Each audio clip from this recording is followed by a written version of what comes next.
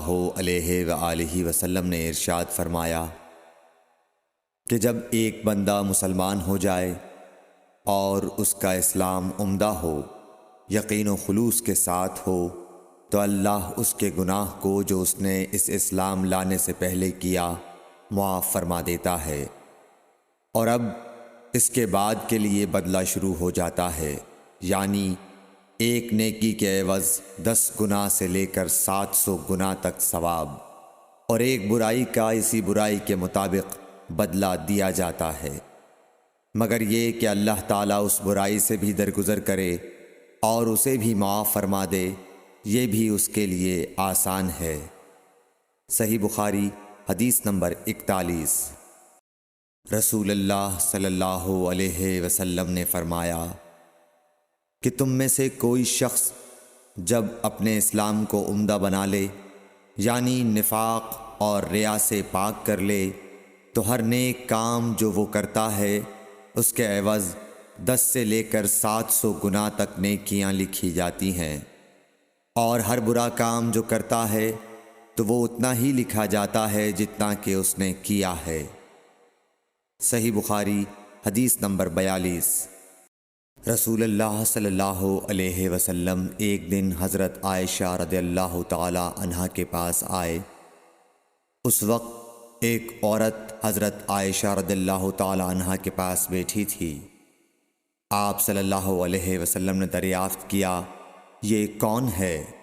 عرض کیا، فلاں عورت، اور اس کی نماز کے اشتیاق اور پابندی کا ذکر کیا۔ آپ صلی اللہ علیہ وسلم نے فرمایا، ٹھہر جاؤ، سن لو کہ تم پر اتنا ہی عمل واجب ہے جتنے عمل کی تمہارے اندر طاقت ہے۔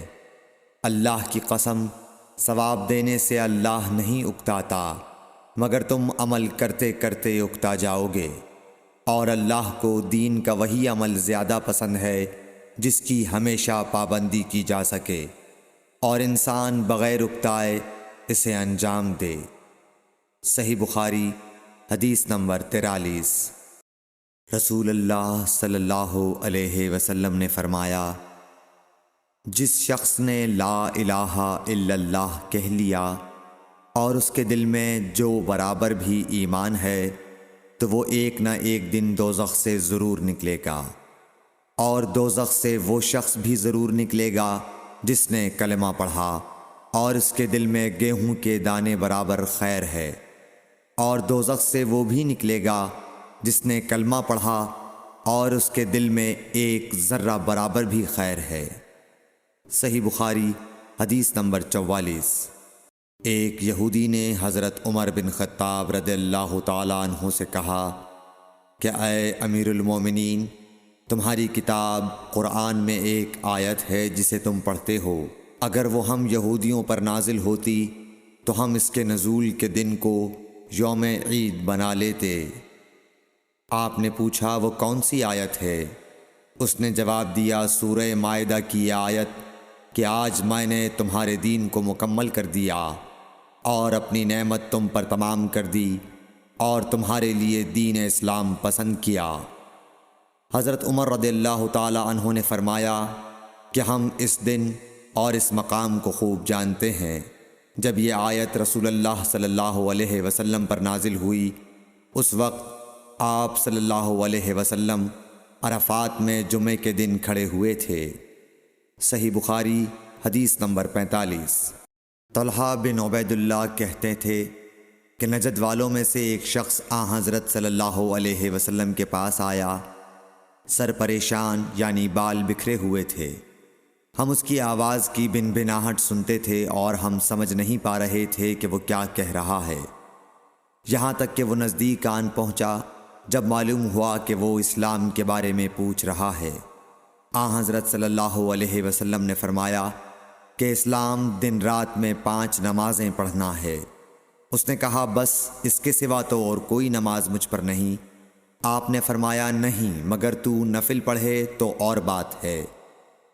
حضرت صلی اللہ علیہ وسلم نے فرمایا، اور رمضان کے روزے رکھنا۔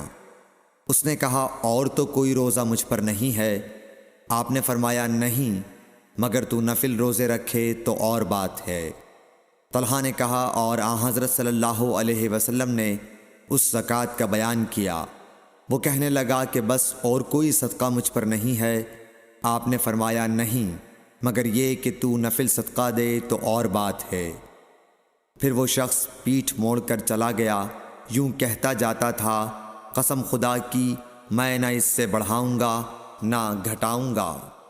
حضرت صلی اللہ علیہ وسلم نے فرمایا، اگر یہ سچا ہے تو اپنی مراد کو پہنچ گیا۔ صحیح بخاری حدیث نمبر 46۔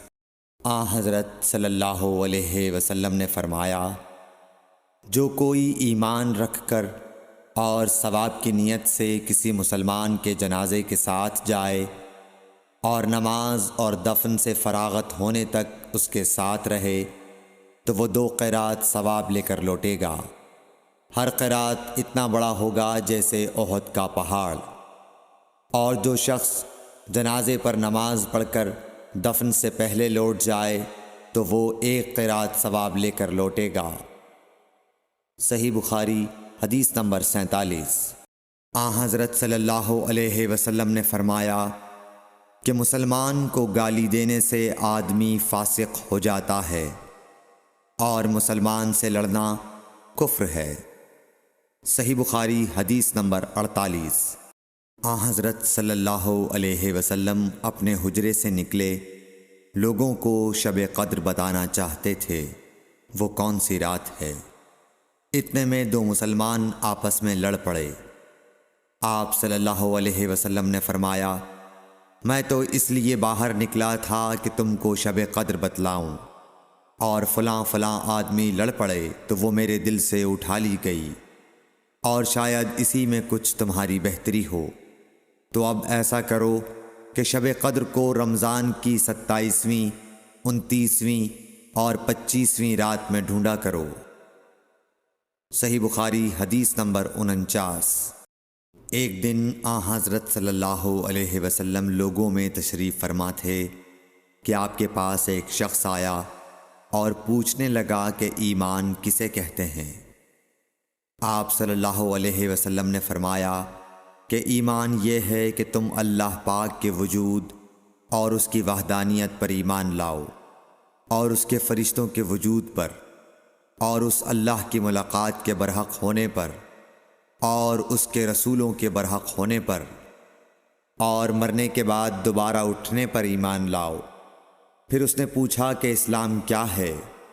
آپ صلی اللہ علیہ وسلم نے پھر جواب دیا کہ اسلام یہ ہے کہ تم خالص اللہ کی عبادت کرو اور اس کے ساتھ کسی کو شریک نہ بناؤ، اور نماز قائم کرو، اور زکوٰۃ فرض ادا کرو، اور رمضان کے روزے رکھو۔